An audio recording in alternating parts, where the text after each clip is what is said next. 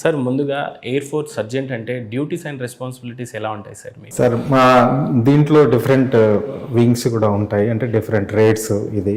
So దాంట్లో technical, non technical అంటారు. So technical వాళ్ళు అనేది ఏంటంటే మెయిన్లీ ఎయిర్ ఫోర్స్ అని అంటే fighter planes. So most important fighter planes air ఫోర్స్లో. సో ఫైటర్ ప్లేన్స్ని మెయింటైన్ చేయడము, వాటిని సర్వీస్ చేయడము రెగ్యులర్గా, ఎయిర్ వర్దినెస్ అనేది చేయడం అనేది డ్యూటీ రెగ్యులర్గా. So the fighting force, actual fighting force in air force will be the pilots. Pilot air craft తీసుకెళ్ళి అతను యుద్ధం చేసి బాంబులు వేయడం, రాకెట్స్ ఫైర్ చేయడం, ఇవి చేయడం చేసి వస్తాడు. సో ఇవన్నీ మెయింటెనెన్స్ అంతా చేయాల్సింది గ్రౌండ్ క్రూ. సో ఆ గ్రౌండ్ క్రూలో భాగమే టెక్నికల్ స్టాఫ్ అని అన్నట్టు. సో టెక్నికల్ ఇంజనీరింగ్ స్టాఫ్ మొత్తము వాళ్ళ డ్యూటీ మొత్తం ఈ air craft air worthiness maintain చేయాలి. అది ఎప్పటికీ అది ఎందుకంటే చిన్న ఇది కూడా చేయడానికి వీల్లేదు. So that is the main duty of air force. మిగతా నాన్ టెక్నికల్ ట్రేడ్స్ ఉంటారు డిఫరెంట్, వీళ్ళకి సపోర్ట్ చేయడానికి, ఈ టెక్నికల్ పీపుల్కి, పైలట్స్కి, వీళ్ళందరికీ సపోర్ట్ చేయడానికి వీళ్ళు డిఫరెంట్ నాన్ టెక్నికల్ ట్రేడ్స్ కూడా ఉంటారు. సార్ లక్ష్మారెడ్డి గారు, మీ డ్యూటీస్ అండ్ రెస్పాన్సిబిలిటీస్ ఎలా ఉంటాయి సార్? ఎయిర్మెన్ క్యాడర్లో, నాన్ కమిషన్ ఆఫీసర్లో, నాన్ టెక్నికల్లో మాది ఈ ర్యాంక్, సర్జెంట్ అనేది ర్యాంక్. ఎయిర్ ఫోర్స్ పోలీస్ అనేది ఒక నా trade, type of security duties and maintenance of discipline. So security of air field, security among the personnel of Air Force, and intelligence, security of information. So this comes under my responsibility. Sir entire మీ కెరియర్లో the biggest achievement, చాలా risk అయిన యుద్ధాలు ఏమన్నా చేయటం కానీ అందులో పాల్గొనటం కానీ జరిగిందా? 86లో ఒకసారి ఇదే బ్రాస్ ట్యాగ్ అనే ఆపరేషన్స్ అనేది ఒకసారి పాకిస్తాన్ వాళ్ళు మన ఇండియన్ ఆర్మీ, ఎయిర్ ఫోర్స్ అందరు బార్డర్లోకి వచ్చేసారు, క్లోజ్ టు క్లోజ్. జస్ట్ వచ్చేసి ఆల్మోస్ట్ అంతా ప్రిపేర్డ్నెస్. సో ఆ సిచ్యువేషన్లో నేను తేజ్పూర్లో ఉంటుంది. తేజ్పూర్ అంటే అస్సాం. అక్కడ ఒక రోజు సడన్గా బ్యాగ్ అండ్ బ్యాగేజ్ తీసుకొని వచ్చేసేయమన్నారు. వెళ్ళిపోగానే ఒక ట్రాన్స్పోర్ట్ ఎయిర్ క్రాఫ్ట్లో వచ్చేసి ఎయిర్ క్రాఫ్ట్ వచ్చేసింది, దాంట్లోకి ఎక్కేసేమన్నారు. ఎక్కేసేసి ఇమ్మీడియట్గా దే టుక్ అస్ సమ్వేర్, వెళ్ళిపోయామన్నట్టు. వెళ్ళిపోయిన తర్వాత లాస్ట్కి తీసుకుపోయి మా పాకిస్తాన్ బార్డర్లో పంజాబ్ అల్వార్ అనే ఎయిర్ ఫోర్స్ బేస్లో అక్కడ దించారు. వెనకాల మా ఫైటర్ ఎయిర్ క్రాఫ్ట్స్ MiG-21 మా యూనిట్లో ఉండేది. సో ఆ MiG-21s వెనకాల వచ్చేసాయి. సో అవి అక్కడ రాగానే అంత ప్రిపేర్ చేసాము. Loading of bombs, rockets, guns అన్ని లోడ్ చేసి సిద్ధం చేసి రెడీగా పెట్టాము, వెయిటింగ్ ఫర్ కమాండ్. పాకిస్తాన్ జరిగే టైం 86లో బ్రాస్ ట్యాగ్ ఆపరేషన్ అని చెప్పేసి వాళ్ళు వచ్చారు. టెన్షన్, హై టెన్షన్ వచ్చేసింది. ఇంకా జస్ట్ యుద్ధం అవుతుందనే దీంతో ఉంటాం అన్నట్టు. ఒక 20 days ఆ సిచ్యువేషన్ అట్లాగే ఉండే. 20 days ప్రతి ఒక్కరు పొద్దున్నే 4 గంటలకు లేచి వెళ్ళడము, ప్రిపేర్ చేయడం, ఎయిర్ క్రాఫ్ట్ రెడీ చేయడం, కూర్చోవడం, అందరు రెడీగా సాయంత్రం మళ్ళీ రావడం.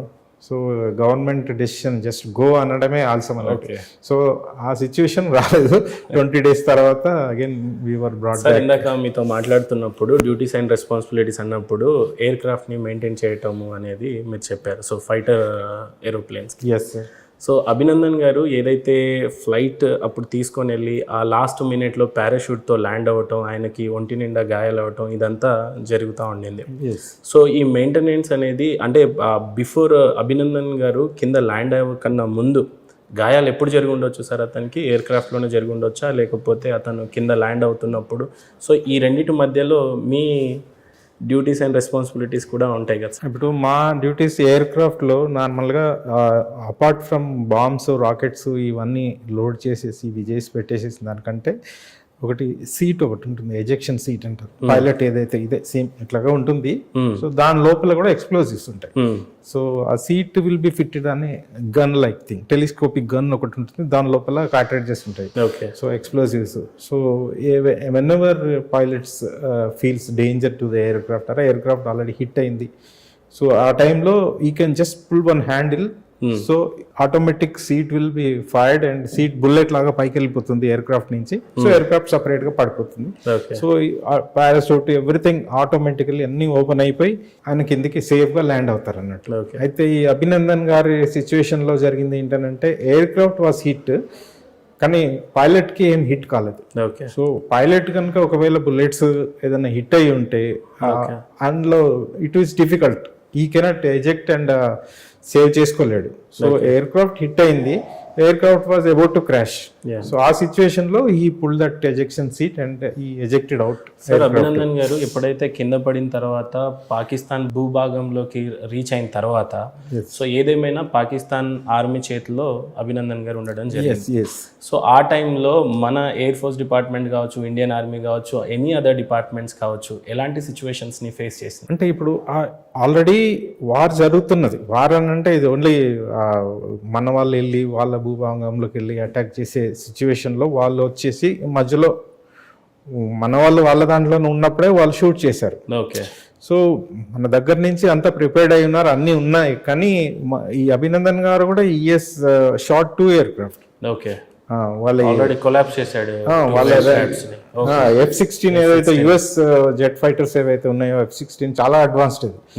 సో ఈ MiG-21 అనేది 1960s లో వచ్చిన ఎయిర్ క్రాఫ్ట్ అది. కానీ మెయిన్ ఎక్కడనంటే ఇష్యూ, మీ దగ్గర F-16 ఉండొచ్చు, రఫాల్ ఉండొచ్చు, the pilot is the most important.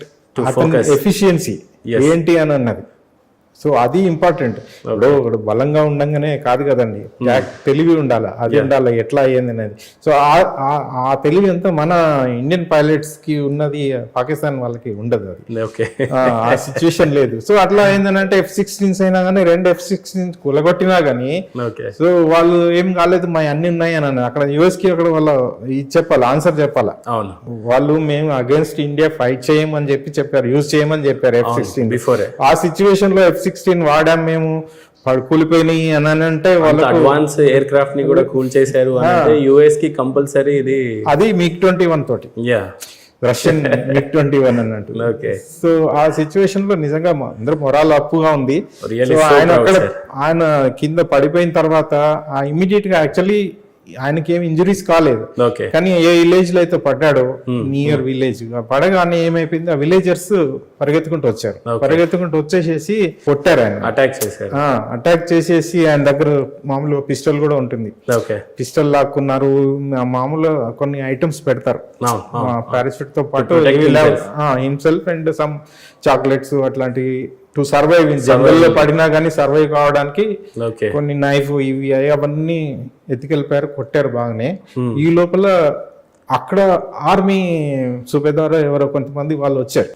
So వాళ్ళు వచ్చిన తర్వాత దెన్ ఈయనని కాపాడి వాళ్ళ దగ్గర నుంచి కాపాడి తీసుకుని వెళ్ళారు. సో నార్మల్ గా ఆర్మీ వాళ్ళు ఇది చెయ్యరు, హార్మ్ చెయ్యరు ఎక్కువ, ఎందుకంటే యుద్ధంలో కొట్లాడినప్పుడు చేస్తారు తప్పితే ఒకసారి అక్కడ పడిన తర్వాత వీళ్ళు విలేజర్స్ వాళ్ళు మన శత్రువు అని చెప్పేసి కొట్టారు తప్పితే. అభినందన్ గారు ఒకసారి పాకిస్తాన్ వాళ్ళ ఆర్మీ చేతిలోకి చేరిన తర్వాత ఎలాంటి టెన్షన్ ఉండింది మన ఇండియన్ ఆర్మీలో కావచ్చు, లేకపోతే మీ ఎయిర్ ఫోర్స్ డిపార్ట్మెంట్ కి కావచ్చు, గవర్నమెంట్ కి ఎలాంటి సవాల్స్ వాళ్ళ ముందు ఉండినాయి? టెన్షన్స్ ఉండి నార్మల్ గా ఇంతకు ముందు కూడా చాలా మంది 71 వార్ లో కూడా చాలా మంది అక్కడ పడిపోయారు, POWs అయ్యారు, వాళ్ళని చాలా సఫర్ చేశారు. Okay. We had pilots in our unit. నేను పనిచేసిన యూనిట్ లో అంతకుముందు 71 వార్ లో యుద్ధంలో నుంచి వచ్చి మళ్ళీ తర్వాత రిలీజ్ చేసిన తర్వాత వచ్చిన వాళ్ళు ఉన్నారు అన్నట్టు. సో వాళ్ళని చాలా టార్చర్ చేస్తారు. టార్చర్ అంటే వాళ్ళని రాబట్టడానికి, ఇన్ఫర్మేషన్ రాబట్టడానికి, మీ దగ్గర ఎన్ని యూనిట్స్ ఉన్నాయి, ఏమేమి ఎయిర్ క్రాఫ్ట్స్ ఉన్నాయి, ఇంటెలిజెన్స్ అంతా రాబట్టడానికి ఇది చేస్తారు.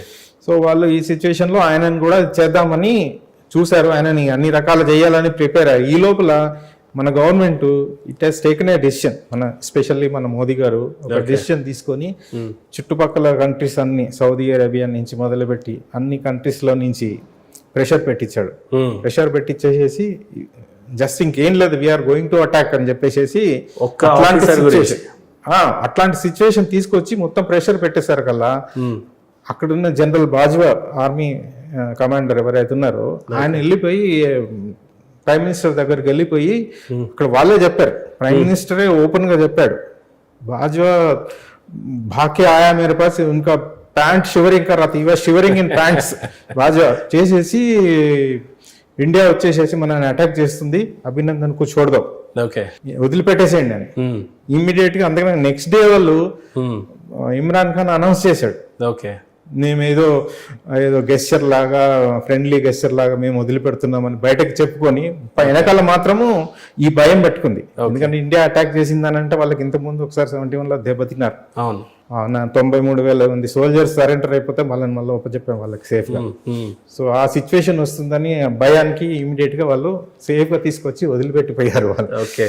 సో అప్పుడు మన వాళ్ళు టెన్షన్ పడింది ఏం లేదు, ఎందుకంటే మనకు తెలుసు ఇప్పుడున్న గవర్నమెంట్ ఏం డిసిషన్ తీసుకుంటుంది, దాన్ని బట్టి డిప్లొమాటిక్ ఛానల్స్ ఆ డిసిషన్ తీసుకొని అంత ఈజీగా సాల్వ్ చేశారు.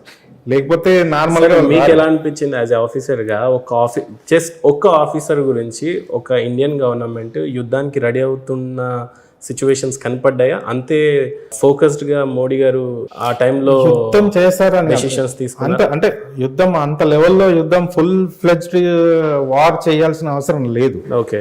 ఇప్పుడు ఎక్కడ పెట్టారు ఏంటిది, ఆయనను సేవ్ చేసుకోవడానికి మనం సర్జికల్ స్ట్రైక్ చేసేసి ఎట్లాగైతే వాళ్ళని మట్టు పెట్టామో, సో అట్లాంటి చేసి అటాక్ చేసేసి మనం తీసుకొచ్చుకోవచ్చు ఓకే ఆ సిచ్యువేషన్ లో. సో అంటే వాళ్ళు ఏం ప్లాన్ చేస్తున్నారు ఏంది, ఓకే, పెద్ద లెవెల్లో అవుతుందా యుద్ధము అనేది దట్ గవర్నమెంట్ లేకుంటే మిలిటరీ కమాండర్స్ వాళ్ళ దృష్టిలో ఉంటుంది. కానీ చాలా వరకు అయితే యుద్ధం వచ్చే సిచ్యువేషన్ లేకుండే కానీ ఆ భయపెట్టించారు, ఆ లెవెల్లో అయితే భయపెట్టించారు. ఓకే. అంటే మనకు ఇప్పుడు ఉన్న డిప్లొమాటిక్ ఛానల్స్ ఏవైతే ఉన్నాయి అన్ని కంట్రీస్ తోటి ఫ్రెండ్షిప్ ఏదైతే ఉందో దాన్ని యూజ్ చేసుకొని ప్రెషర్ పెట్టించారు మోదీ గారు. సో అది సార్, ఏదేమైనా ఇండియన్ ఆర్మీ కావచ్చు, ఎయిర్ ఫోర్స్ అవ్వచ్చు, నేవీ కావచ్చు, we are working for the country, right? Yes sir, ప్రాణాలకు తెగించి మీరు అక్కడ ఇండియన్ ప్రొటెక్ట్ చేస్తూ కనిపించినప్పుడు ఒక ఎత్తు అయితే, లెట్స్ టాక్ అబౌట్ సొసైటీలో మీరు ఉంటున్నప్పుడు, let's say now you both got retired, right? So job చేస్తున్నప్పుడున్న రెస్పెక్ట్స్ ఎలా ఉండేవి, ఇప్పుడు కూడా నియర్ బై మీరు ఉంటున్న నైబర్హుడ్స్ ఆ రెస్పెక్ట్ ఎలా ఉంటుంది, అప్పుడు ఎలా ఉండింది, ఇప్పుడు ఎలా ఉంటుంది? Same sir, almost. ఎందుకనంటే వీఆర్ సోల్జర్స్, బయటకు వచ్చిన తర్వాత కూడా వీఆర్ సోల్జర్స్. సార్, ఎప్పుడైనా ఇండియన్ ప్రొటెక్ట్ చేయడానికి మీరు అంత రిస్క్ చేస్తున్నారని అనిపించినప్పుడు సొసైటీలో కొన్ని అప్పుడప్పుడు జరుగుతూ ఉంటాయి, కొన్ని రేప్స్ అవ్వచ్చు, అటాక్స్ కావచ్చు, ఇంటర్నల్ గొడవలు కావచ్చు, ఇవన్నీ చూస్తున్నప్పుడు ఎలాంటి మెసేజెస్ ఇవ్వాలనిపిస్తుంది మీకు? ఇవ్వాలనిపిస్తుంది, బట్ లోకల్ వ్యవస్థను చూసి, లోకల్ లీగల్ ప్రొసీజర్ చూసి మనం అంత చేస్తే మనకు సపోర్ట్ ఉండదు అనేది ఒక దాని కొరకు కొంచెం బ్రేక్ వేస్తాం. అంటే we cannot take law in to our hand. So we can only అంటే టు టాక్ ఆన్ మీడియా, అంటే ఈరోజు మనం మాట్లాడుతుంది 10 మంది చూస్తారు కాబట్టి you have a opportunity to speak out. కాబట్టి అందుకని నేను ఒక చిన్న ఎగ్జాంపుల్ చెప్తాను. మేము ఇదివరకు ఢిల్లీ పోయి ఝాన్సీ పోయాం. ఝాన్సీలో అక్కడ నైట్ దోపిడీలు అయ్యాయి, అండ్ స్టాక్ ట్రైన్స్ ని ఆపేసేది, లేకపోతే ఎక్కడ ఉండేది. ఓకే. మాకు అప్పుడప్పుడు రిజర్వేషన్ దొరకకపోయేది, కొన్నిసారి మిలిటరీ కంపార్ట్మెంట్ దొరకకపోతే ఏదో రిజర్వ్ కంపార్ట్మెంట్.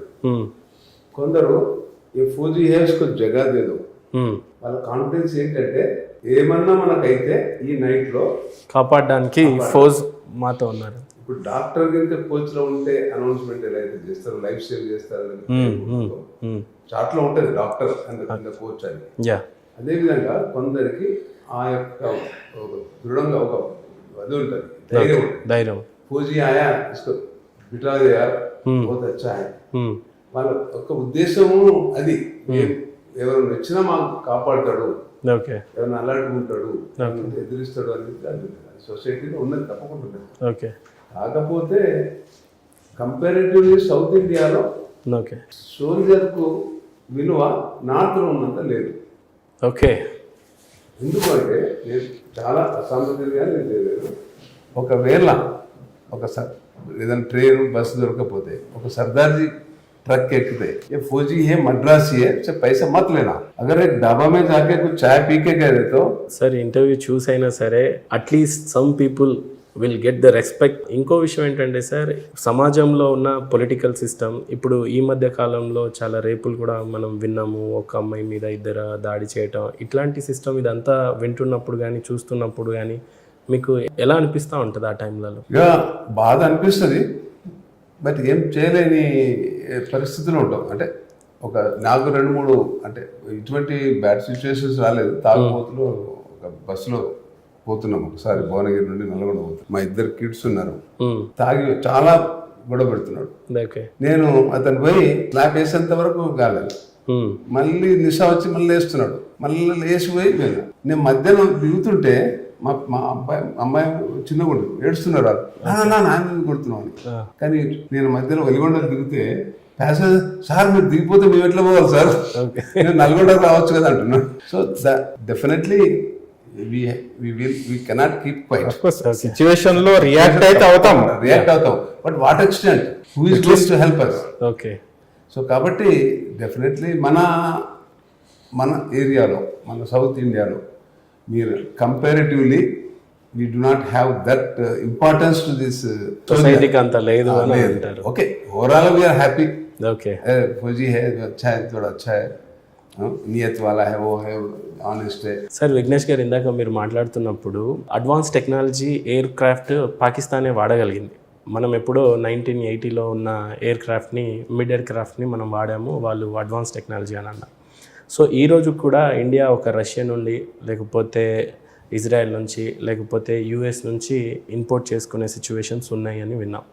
సో అప్పుడున్న ఎయిర్ ఫోర్స్ డిపార్ట్మెంట్ కావచ్చు, లేకపోతే కరెంట్ గవర్నమెంట్ వచ్చిన తర్వాత ఎయిర్ ఫోర్స్ సిస్టమ్ కావచ్చు, ఎంత పవర్ఫుల్గా మనం ఎదగగలిగాము, ఇంకెప్పుడు ఎదుగుతామని మీకు అనిపిస్తూ ఉంటుంది? ఇప్పుడు చాలా ఈ సిచ్యువేషన్లో ఇప్పుడున్న గవర్నమెంట్ మేబీ లాస్ట్ 8 years నుంచి చాలా ఇంప్రూవ్ చేసిందండి. ఇప్పుడు మనకు ఎక్విప్మెంట్ అసలు ఇంతకుముందు బుల్లెట్ ప్రూఫ్ జాకెట్స్ లేకుండే, సొఫిస్టికేటెడ్ ఎక్విప్మెంట్ కానీ, సొఫిస్టికేటెడ్ గన్స్ కానీ, అడ్వాన్స్డ్ ఎయిర్ క్రాఫ్ట్ కానీ ఏమీ అంత ఇదిగా లేకుండే.